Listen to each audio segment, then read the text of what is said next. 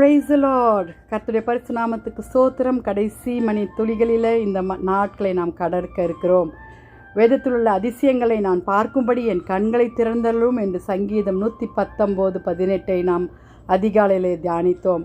3 விதமான தியான சிந்தனைகள் இதில் காணப்படுகிறது. தேவ பிள்ளைகளே, தாழ்மையின் ஜெபம், தெய்வீக வெளிப்பாடு, அற்புதங்களை காணும் ஆவல். தாழ்மையின் ஜெபமாக தேவனுடைய வார்த்தை சுயமாக புரிந்து கொள்ள முடியாது என்பதை தாழ்மையுடன் கேட்கும் ஜெபமாக இருக்கிறது.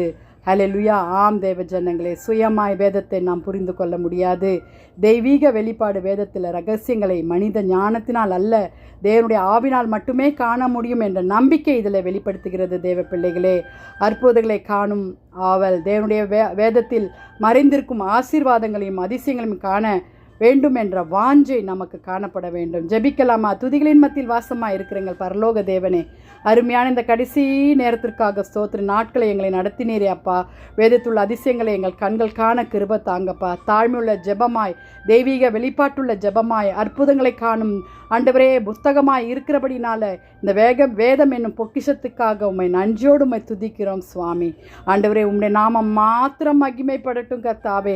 உம்முடைய ராஜ்யத்திற்கு பங்குள்ளவர்களா எங்களை மாற்றுங்க ஏசப்பா. எங்கள் வாலிப பிள்ளைகளை ரட்சித்துக் கொள்ளுங்க. துதிகன மகிமை உமக்கே செலுத்துகிறோம். மீட்பர் இயேசுவின் மூலம் ஜெபம் கேளும் பிதாவே.